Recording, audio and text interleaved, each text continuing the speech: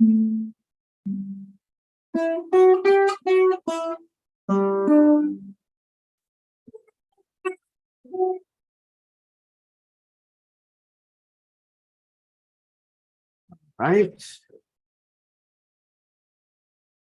Okay.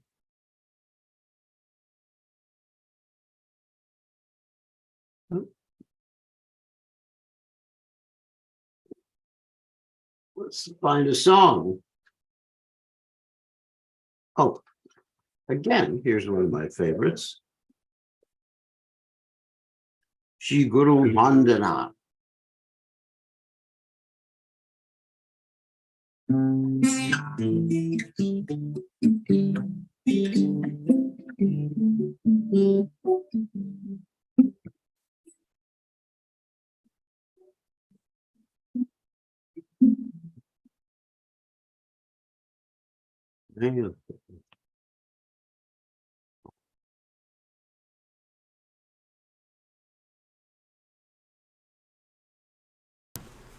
All right.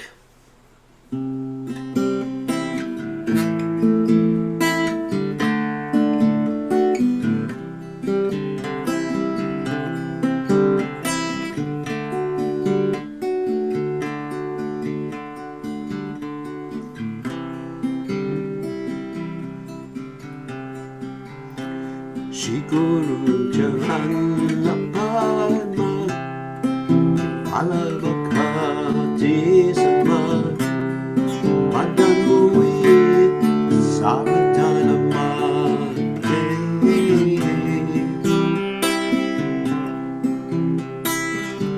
Shri Guru Charana Padma Vakati Sama Madanui Savatana Mate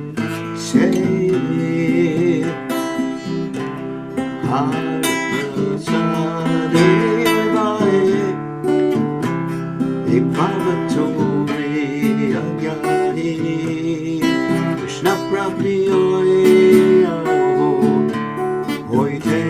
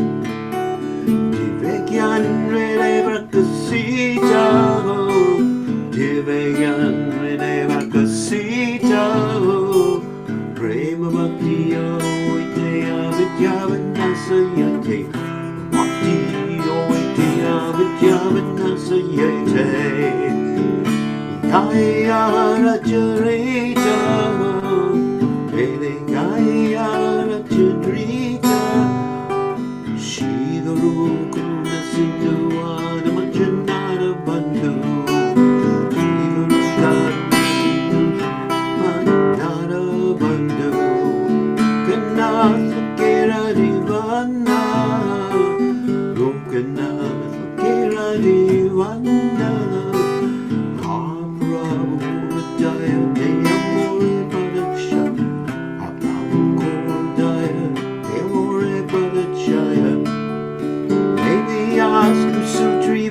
Bhuvana, Devyas Sutri Bhuvana.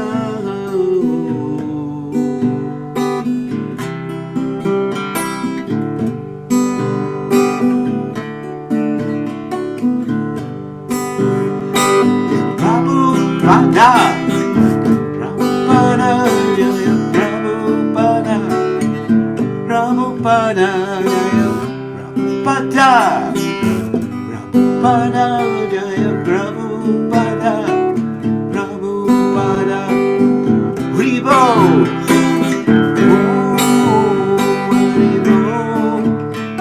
Hribo, Jai Om Vishnupad. Paramahansa, Parabhacharya, also Teta, Satashi Shimad, His Divine Grace Savaya, Chalananda Bhaktivedanta Goswami Srila Prabhupada Ki Jai, ISKCON Founder Acharya Srila Prabhupada Ki Jai, Nandakoti Vaishnava Vrinda Ki Jai, Namacharya Srila Haridas Thakur Ki Jai. Prem se kaho Shri Krishna Chaitanya Prabhu Nityananda Shidwaita Shivasati Gaur Bhakta Vrinda Ki Jai Shri Shri Radha Krishna Gopinath Shyama Kunda Radha Kunda Giri Govardhan Ki Jai Vrindavanam Ki Jai Mathuram Ki Jai Jagannath Swami Ki Jai Yamuna Mai Ki Jai Shrimati Lalasi Devi Ki Jai, Samaveda Bhakta Vrinda Ki Jai, Gaur Premananda Hari Hari Bol. All glories the assembled devotees, all glories the assembled devotees, all glories the assembled devotees, all glories to Shri Guru and Gauranga. Namah Vishnu Padaya Krishna Prastaya Budle Shrimati Bhaktivedanta Swami Namale. Namaste Saraswati Deve Gauravani Pracharane Nirvishesha Shunyavadi Paschatya Deja Tarane Shilabhavad Ki Jai. Okay, so let me read the translation. Hold on. The lotus feet, I should know by heart by now. The lotus feet of our spiritual master are the only way by which we can attain pure devotional service. I bow down to his lotus feet with great awe and reverence. By his grace, one can cross the ocean of material ocean of suffering and attain the mercy of Krishna. My only wish is to have my consciousness purified by the words emanating from his lotus mouth. Attachment to his lotus feet is the perfection. Wait, let me read this. Anyway. He opens my darkened eyes and fills my heart with transcendental knowledge. He is my Lord, birth after birth. From him ecstatic prema emanates. By him ignorance is destroyed. The Vedic scriptures sing of his character. Our spiritual master, the ocean of mercy, the friend of the poor, and the Lord and master of the devotees. Please be merciful unto me. Give me the shade of your lotus feet. Your fame is spread all over the three worlds. We take shelter of your lotus feet. Jai Srila Prabhupada. Okay. So now we're going to continue with our study of the Jaiva Dharma. And we've been hearing about Mayavad philosophy, and specifically the Mayavad philosophy slogans, which are going to be mentioned here. The slogans are taken out of context from the Vedic literatures. And this should be very interesting because we always have to deal with Mayavadis. So, Omagana Timiranda Shah Garanjana Shalakaya Chakshur Unmiritam Yena Tasmai Shri Gurave Namaha. I offer my respectful obeisances under the lotus feet of my spiritual master's divine grace, A.C. Bhaktivedanta Swami Srila Prabhupada, who so kindly opened my eyes with a torchlight of knowledge while I was blinded in the darkness of ignorance. So now we'll share the screen. And Jaiva Dharma, here we go. Jaiva Dharma. Pull up the chat window so we can see if there's any problem during the whole class. Okay, check the volume. Volume's fine. Okay, here we go. So let's roll it back a little bit. We're talking about the different statements the impersonalists make. Okay. The statements that the impersonalists or the Mayavadis make, coming from the Vedas, taking them out of context, are four. Sarvakal Brahma, Neha Nasti Kinchana. Everything is Brahman alone. No variety exists at all. Okay. And then also another one, Prajnanam Brahma, the Lord is knowledge. Tatvamasi Shvetaketu, you are that of Shvetaketu, obviously. And Aham Brahmasmi, I am Brahman. Okay, so we dealt with the first one already, explaining that the Achincha Beta Beta Tattva philosophy answers that properly, one and different simultaneously. Let's go to the second one, which we're going to deal with right now. That's where we are at the end of this page. In the statement, Prajnanam Brahma, Prajnanam is identified with Brahman. This word is explained in the Brihad Aranayaka Upanishad. Tameva diro vijnaya prajnam kurita brahmana. The wise Brahman, understanding the Lord, should meditate on him. Here, the word prajnana indicates prema bhakti. In the statement, so in other words, prema bhakti is the way to realize Brahman. In the statement, Tatvamasi Shvetaketu, oneness with Brahman, which is taught, is described as follows in the Brihad Aranayaka Upanishad. So, Yova etad aksharam gargya vit vashmalokat praiti sakripana yahitad aksharam gargi virid vashmalokat praiti sabramana. He who does not understand the Lord and goes from this world is a miser. He who knows the Lord and goes from this world is a brahmana. The person who has attained knowledge of Tatvamasi, having attained bhakti to the Lord, is a brahmana. In other words, we are Brahman. We are not the supreme Brahman, but we are Brahman. We're spirit. Aham Brahmasmi. The same thing as that. The foundation of the knowledge in the statement, Aham Brahmasmi, I'm Brahman, if it does not finally take the form of bhakti, is criticized in the Ishopanishad. In other words, if you realize you're spirit, but you don't become a devotee, and you just become absorbed in the concept of Brahman, then you're criticized in the Ishopanishad, in the 9th text. Andatamaha pravishanti ye vidyam upasate tato vuya ivate tamo yahu vidyam rataha. He who is situated in ignorance, material life, goes to the region of darkness. One engaged in knowledge that is seeking impersonal liberation,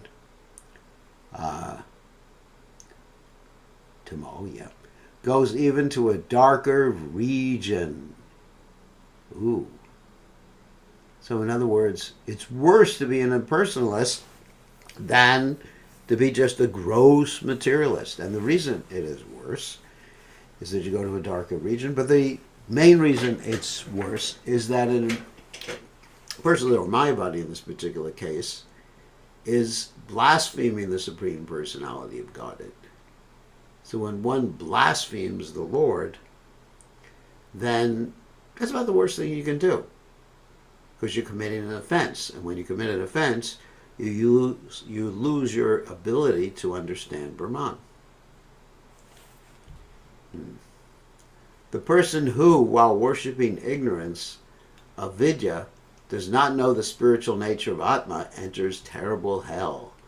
Those who, giving up ignorance, know the Jiva not as a spiritual particle, but as Brahman, fall through greater ignorance and enter deeper darkness. Wow.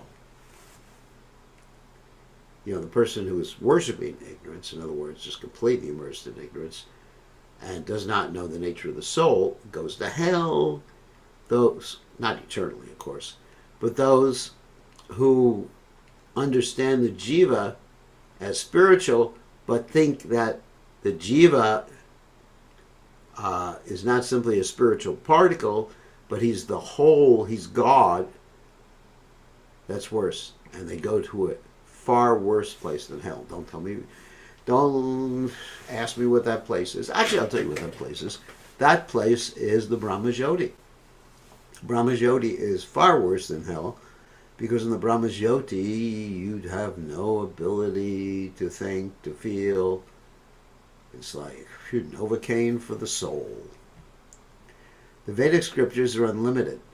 Deliberating on each mantra of each Upanishad, if one then deliberates on the whole, one can understand the real meaning of the Vedas. In other words, what the impersonalist Mayavadis do is they take verses out of context. That means one verse out of context without understanding what that verse is there for in that particular location. If one forces out a meaning by taking isolated statements, that's exactly out of context, same thing, one can extract a useless doctrine.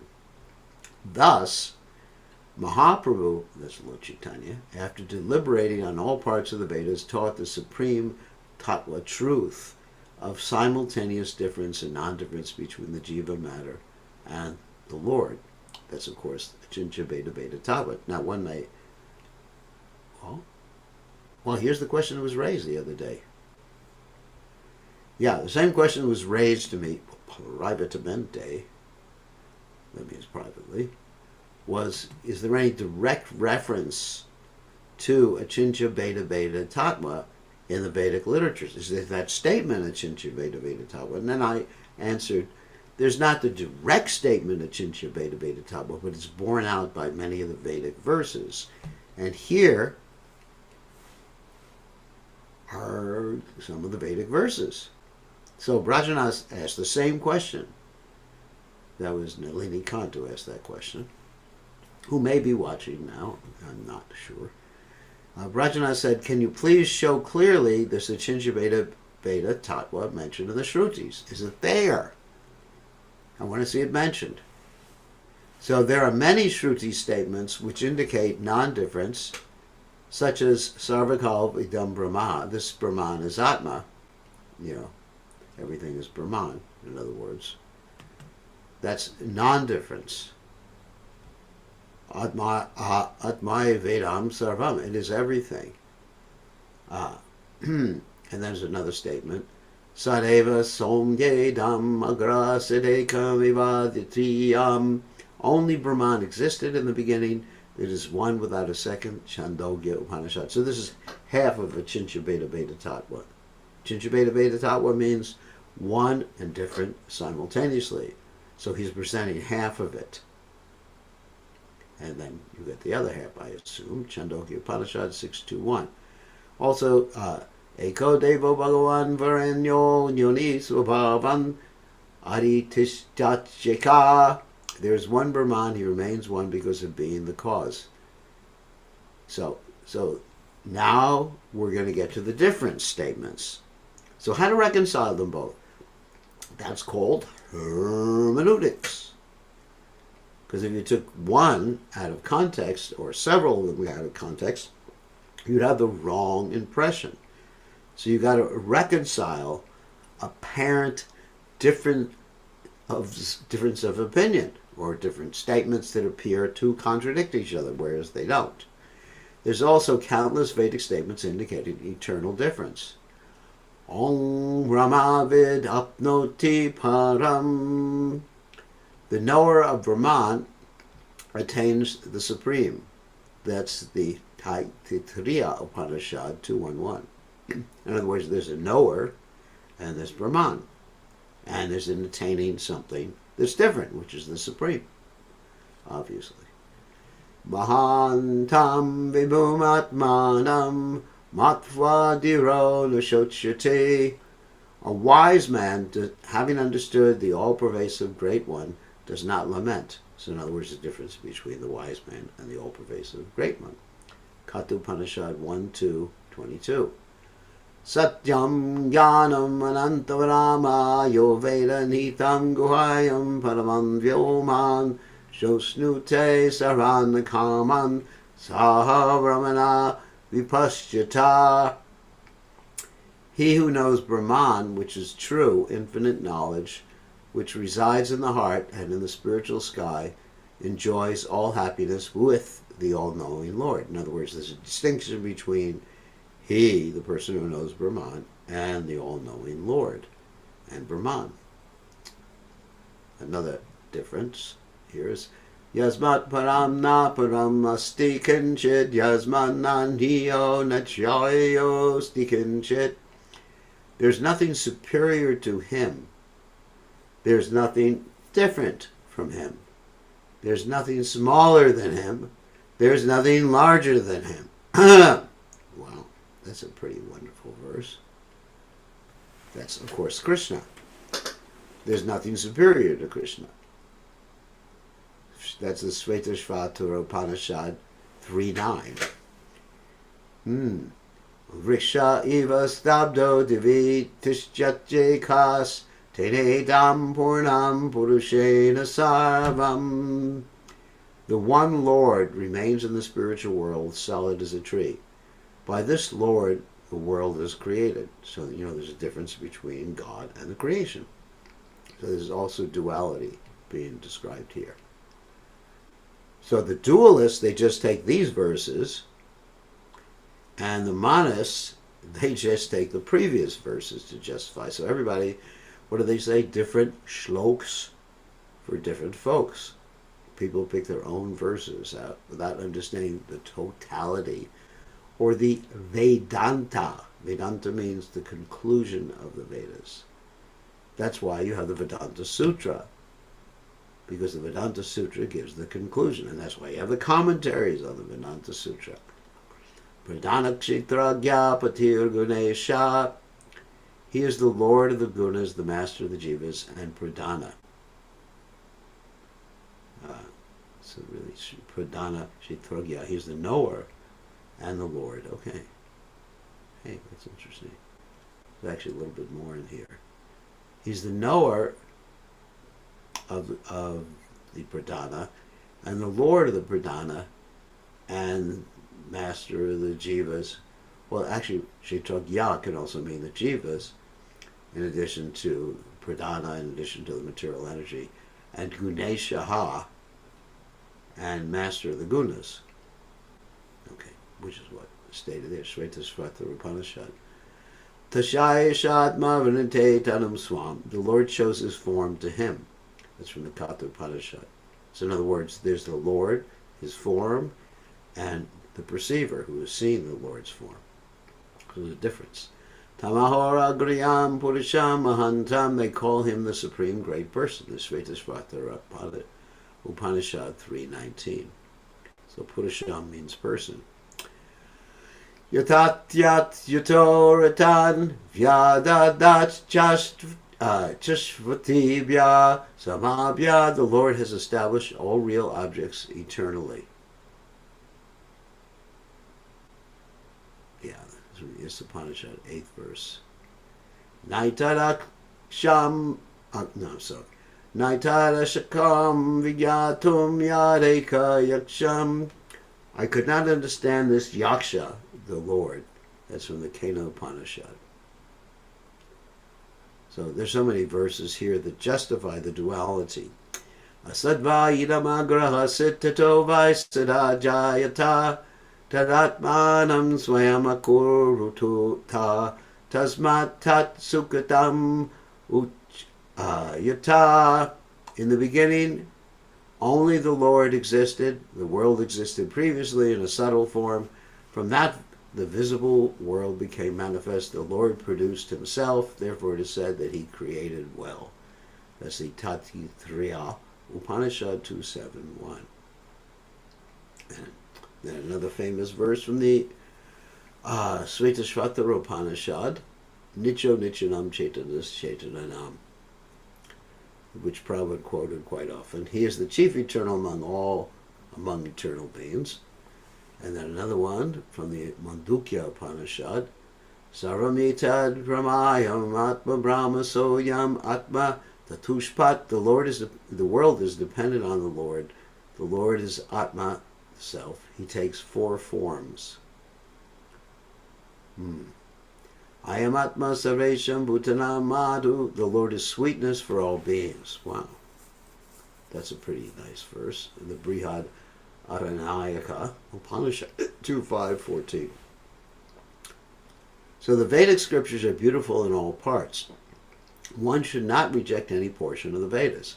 Eternal difference is true. Eternal non-difference is true. So in other words, Achintya Veda Veda Tattva can be proven by looking at both of these statements and analyzing them and reconcile any apparent contradiction. Simultaneously, both facts are true. The difference and non-difference, both positions are present in the Vedas. This simultaneous difference and non-difference is achintya, beyond the conceivability of mankind. If one logically argues about this, one will be subject to pramada, that means craziness. Pramada actually means very crazy, or very much an illusion. Whatever is stated in the Vedas in any section is true. Since our intelligence is meager, we should not disrespect the meaning of these statements. Interesting. I'm going to give you another verse in a second when we stop. When we read a few more of these verses here from the Vedas. Naishatar kena matir apa neya. This knowledge cannot be achieved by logic. Katu Upanishad 129. Nahamanye suvedeti no na vedeti veda cha. Others say, I know Brahman completely, but I do not think I know Brahman. It is not that I do not know, I know somewhat. It's a really interesting statement from the Kena Upanishad 2.2. And what that means is we can know something about Brahman, but we can never know the totality of Brahman. In the same way, we can know something about Krishna, but we can never know everything about Krishna, because Krishna is unlimited, Brahman is unlimited. So, very interesting statement. All the Shruti statements indicate that the Lord Shakti is inconceivable. The Mahabharata says, Puranam Manavo Dharma Sango Vedas Chikitsitam Otnasithani Chatvari Nahanta Vyani Hetubihi. The Puranas, the religious laws of Manu, the Vedas with their Angas, that means branches, and medical science of the Vedas are the four perfected orders of the Supreme Lord. One should not destroy them by logical arguments. Therefore, Achintya Veda Abheda is the pure conclusion mentioned in the Vedas. One cannot see any true conclusion except this, even in deliberating on the final goal of the jiva. If one accepts Achintya Veda Abheda, perception of difference will be eternal. Without this perception, the final goal of the jiva, priti, love, cannot be concluded by any doctrine. In other words, unless you see there's a difference between us and the Lord, then there's no question of love. If there's no difference, if I am God, you're God, we're all God, what is there to love? There has to be a lover and a beloved. And Krishna is the beloved, and we're supposed to be the lovers of Krishna. So one final quote I wanted to give, not final quote, but this is a quote from my own memory, sorry about that, about the Vedic literatures and our inability to understand just by reading the Vedic literatures, because we'll find so many apparent contradictions, but they're not actually contradictions. They can actually be reconciled with the understanding of Achintya Veda Abheda. One final quote is the famous quote in the discussion between Yudhisthira Maharaj and Yamaraj.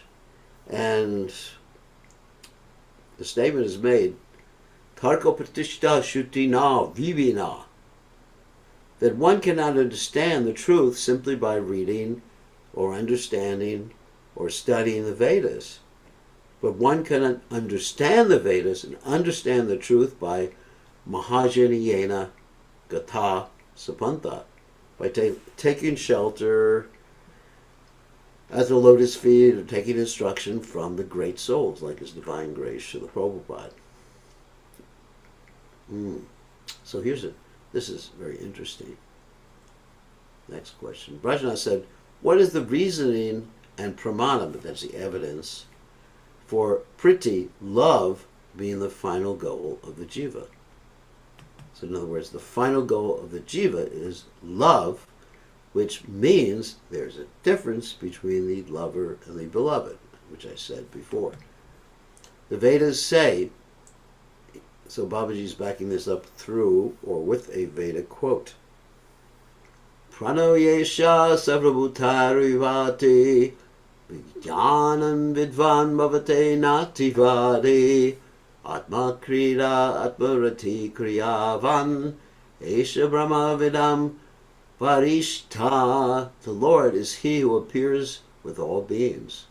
Knowing this, the wise man ceases useless talk. He plays with the Lord, enjoys with the Lord, performs activities with the Lord, and is the best of knowers of the Lord. That's Mundaka Upanishad 3.1.4. Wow! That's pretty cool, isn't it? That the intimate leelas of the Lord, or our ability to enter into the intimate leelas of the Lord, is elaborated on in this particular verse, and that's in the Upanishads. That means priti, or love. The best of the knowers of the Vedas has rati, taste for the Lord, and plays with the Lord and performs acts of prema.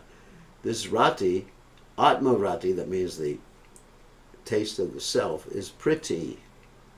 When you realize yourself, then you'll be in love with Krishna. Nava hare sarvasya kamaya sarvam priyam bhavati atmanastu kamaya sarvam priyam bhavati. Everything is dear, not for loving those objects, but for loving the Lord. Wow! That's from the Brihad Aranayaka Upanishad 2.4.5. That means you'll see everything in connection with Krishna. Yomam, it's the same as the Bhagavad Gita verse. Yomam pashati sarvatra sarvam chumayim pashati tashaham na pranashami sachame na pranashati. One should see everything in connection with Krishna. When one sees Krishna everywhere and sees everything in Krishna, one is never lost to Krishna. In this statement from the Brihad Aranayaka Upanishad, one can understand that the chief goal of the jiva is priti, or love. The Vedas and the Bhagavatam have many such proofs.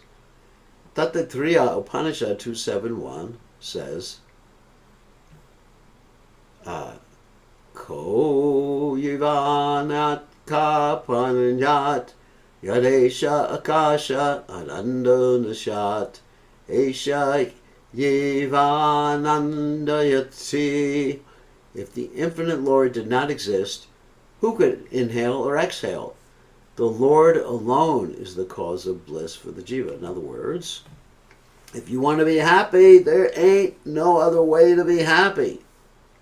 You're thinking there's so many other ways of making relationships in this material energy. You have some romantic conception about this material energy. Just like today I was talking to someone who had a romantic conception. So you may have a romantic conception, but life is not like that. There is, yes, that sort of happiness is happiness in the mode of passion, in which there's happiness or nectar in the beginning, according to Bhagavad Gita, and then disappointment at the end. Whereas spiritual happiness is it's a little struggle in the beginning. That's true. When I was a brahmachari, it was a struggle. And at the end, it's just bliss. So ananda, or bliss, is another name for love, because we are loving entities. All jivas strive for bliss. Persons desiring liberation, mumukshus, that means people who want mukti, think that liberation is bliss. It's not bliss. It's not bliss to get liberated. It's just the cessation of pain. Just like if you're going to the dentist and the dentist gives you Novocaine. Let's say your tooth hurts a lot and it gives you Novocaine. That's not bliss. It's just that the pain goes away. For this reason alone, they become mad for liberation because they want bliss. Persons desiring material enjoyment, bukshus, that means they want bukti, or material enjoyment, say that bliss is enjoying material objects. Whew. For this reason, they run after material enjoyment, but they're always disappointed. Always. It's all in the mind. It's all in the mind. I'll tell you a story. I don't know if I should tell the story, but I'll tell it anyway. Prabhupada tells the story. Once upon a time, there was a man in the movie theater, sitting in the movie, watching the movie. It wasn't Star Wars, but whatever movie it was, he was watching. Okay, he's watching the movie. He sees a beautiful girl sit down in the seat next to him. Okay, sit down in the seat next to him. Okay, then the lights go off in the movie theater. You know, all I can see is the screen. And he feels someone with their hand on his leg. And he's getting all excited. Oh, this beautiful girl has her hand on my leg. Okay, end of the movie. Star Wars is over, whatever. The movie ends and lights go up and he sees this old man who's actually taking the girl's seat, you know, in the meantime, because he couldn't see that the girl left. And he was getting excited, in illusion, thinking there was a beautiful young girl next to him putting her hand on his leg. Whether it was just a man trying to stabilize himself by putting his hand on the leg. But he was experiencing material happiness or something. That is romance. It's just an illusion. Pretty good illusion, as far as we know. You know, it makes the whole world go around. Otherwise, there wouldn't be any propagation of the species. So the hope to attain bliss is their inspiration for their actions. You know, hope for happiness. So devotees perform actions to attain the bliss of serving Krishna. Thus, all types of people are searching for priti by all means. Priti means love. Even they will give up their lives for priti. Some people, they give up their lives for what? Their country. They sacrifice their life for their country. The conclusion is that priti is everyone's chief goal. No one will not accept this. Whether one is an atheist or theistic, karmavadi or jnanavadi, it means a materialist or one who wants liberation, material enjoyer or desireless, everyone is searching for priti alone. Priti means love and ultimately means ecstasy. It is not that if one searches, one will attain priti. So in other words, it's not guaranteed. If you look in the wrong place. Just like that story the Lord Chaitanya Mahaprabhu told about the man whose father died and father left him some money, but he didn't know where to dig. And so he's living as a poverty-stricken person. So he went to an astrologer, and the astrologer said, you know, dig on the eastern side, because if you dig on one side, there's a poisonous wasp. Another side, there's a ghost. You know, so many problems. Of course, each one of those areas was connected metaphorically, you know, to karma, kanda, jnana kanda, etc. So you got to know where to dig. There's all these stories about what hidden treasures, and people find a map and they search for the treasure, the Ark of the Covenant or something like that, and they go searching for all these different treasures, and when they have the right map, then they attain the treasure. So we have the right map. The right map has been given to us by Srila Prabhupada.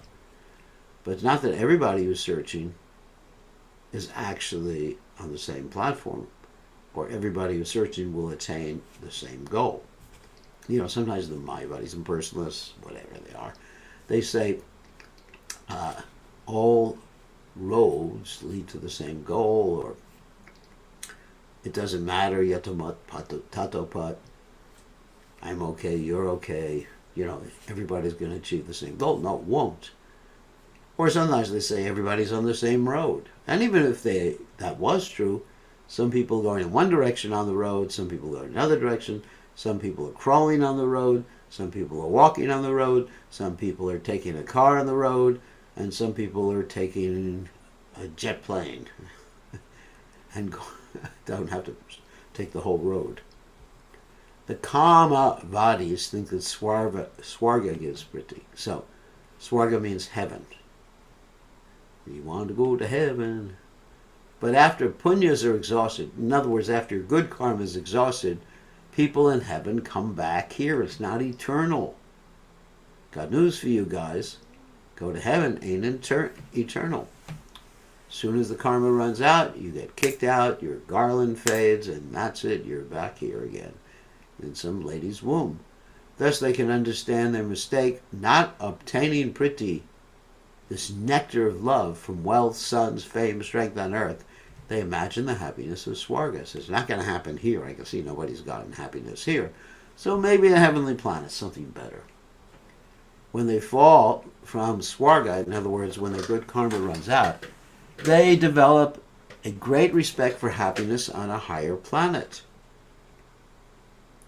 In other words, they want to go back. When they understand that the happiness on earth, Swarga and Brahmaloka is all temporary, they become detached from it and seek Brahma Nirvana, that means impersonal Brahman. Attaining the bliss of Brahman and not enjoying it any longer, they become indifferent and seek another path. In other words, even if they go to the Brahma Jyoti, and apparently they don't merge, but they seem to merge in the impersonal Brahma Jyoti, they pop out of it after some time because they become indifferent or bored or whatever. How is it possible to have bliss or Priti in impersonal Brahman, Brahma Nirvana? When the sense of I completely disappears, see, that's what happens when you merge with Brahman. Who is the enjoyer of the bliss? There's no sense that I'm enjoying bliss because you ain't conscious that you are you, or I am I. When everything becomes one, where's bliss? Who will experience bliss? When the sense of I disappears, who will experience Brahman? If Brahman is bliss, it is meaningless without an experiencer. Right. So, but at least it's relief from pain. Okay, in one step. Does bliss exist or not? What is the conclusion? With the destruction of the sense of self, which is entering Brahman, everything I have is destroyed. Will my awareness of attaining my goal remain? I do not exist and nothing exists. So that's the problem with going into Brahman, is that you lose all sense of existence or I-ness or individuality or consciousness. And so can't be any happiness without consciousness. If I knock you out, you're not going to be happy. Maybe you'll be relieved that you don't have to work anymore, if you happen to be lazy. If you say that I remain as the form of Brahman, that is worthless, since I am the form of Brahman, should then be eternal. To perform sadhana to achieve it is also impossible and improper, since it has been eternally attained already. In other words, you say, I'm Brahman, but if you already attained it, then how can you attain something you've already attained? You are it, you've just forgotten it. Thus, Brahma Nirvana does not give attainment of Priti, or love, or happiness. It is just the pretense, pretending, for the jiva. It's just like it doesn't exist. Even if it does exist, it cannot be experienced like a flower in the sky. Because how can you experience something when you're not conscious anymore? Not even subconscious, not even in a coma. You're just like zero as far as your manifestation of consciousness is.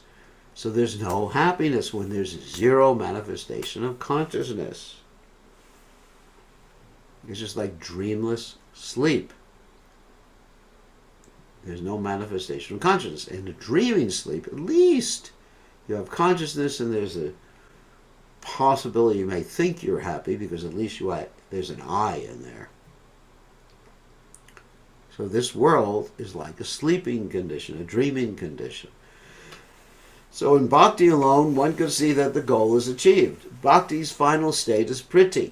love. That Priti is eternal. The pure Jiva, that's us, is eternal.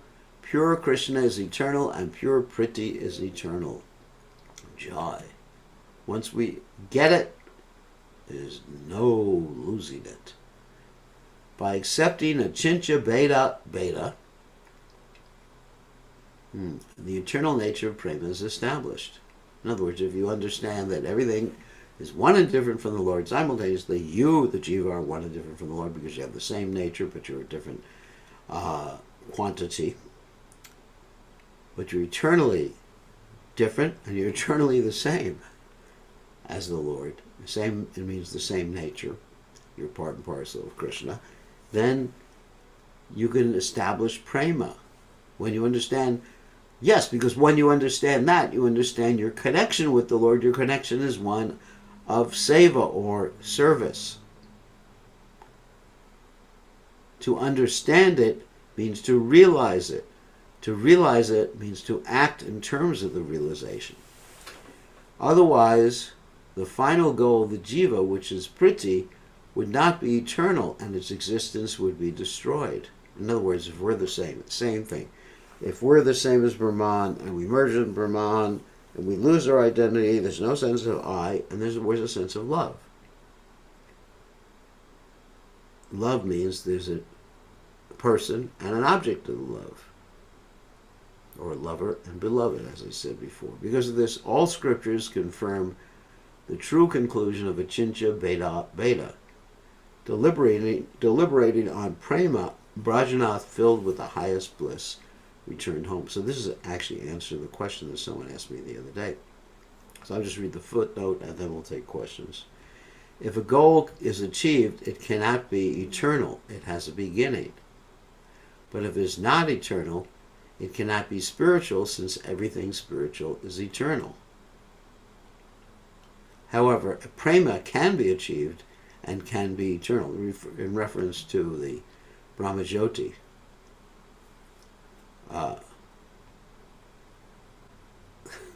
Is eternally with the Lord and the Nitya Mukta Jivas. It is achieved by the Bada Jivas from the state of lack of prema, where the Jiva is different from the Lord, to the attainment of prema, where he is similar to the Lord. So the Jiva is always similar to the Lord, but he hasn't recognized his similarity until he achieves prema. Okay, I think we covered a lot today. Tomorrow we'll go on to chapter 19, Abhideya. Abhideya basically means the process of devotional service. The process. Previously we were dealing with Sambandha. All the previous chapters were Sambandha. Sambandha means understanding the tattvas, who the jiva is, who the Lord is, what the material energy is, what the Lord's Shaktis are, who the Lord's Shaktis are, and the relationship with each other. Abhideya means, what do you do about it? I mean, how can you become Krishna conscious, basically? Okay. So with that in mind, we will allow you to take some questions. A little complex today. We'll allow you to unmute yourselves. All right. You're all allowed to unmute yourselves. You can raise your hand. You can type in the text window, or you can unmute yourself. So who has some questions? I know it's complex today. It's not likely that too many people will have questions.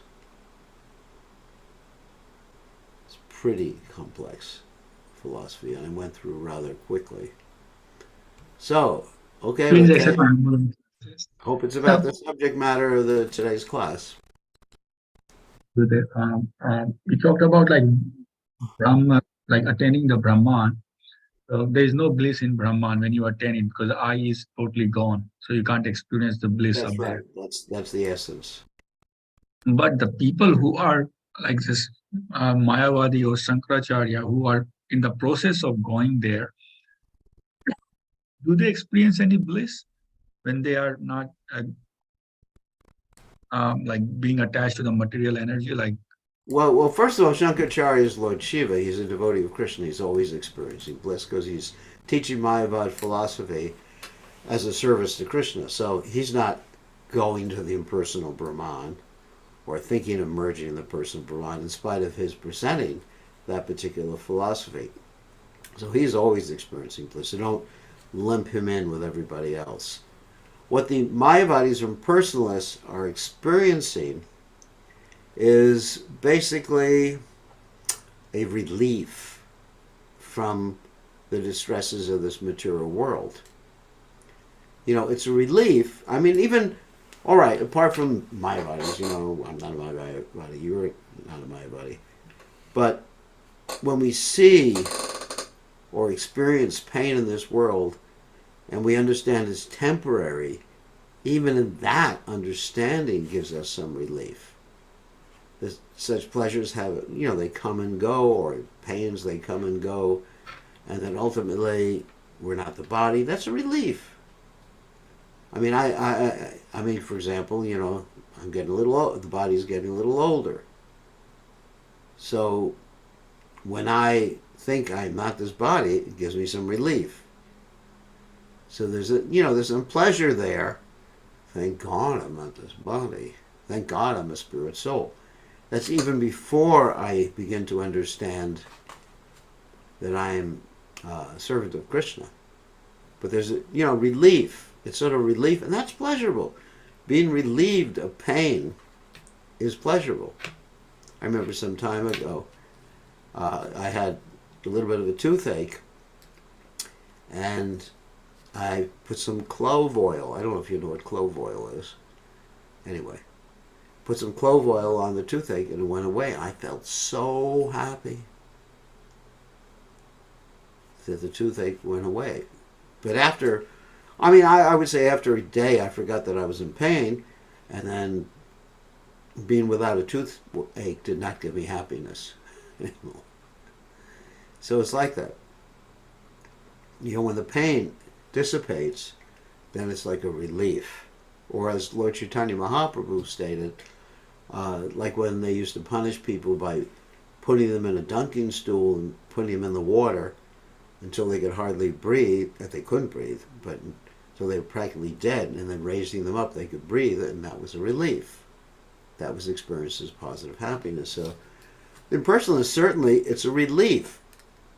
And usually people take to impersonalism because of extreme frustration within this material world, painful experiences within this material world.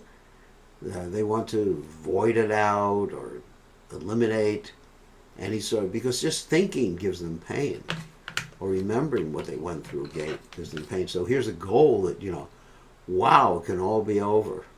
So there, you know, there's definitely there's a semblance of happiness because of the relief, like that, and to understand you're eternal. That's happiness in and of itself, but it's not real bliss. Just like we have the different aspects of the absolute truth: Brahman, Paramatma, and Bhagawan.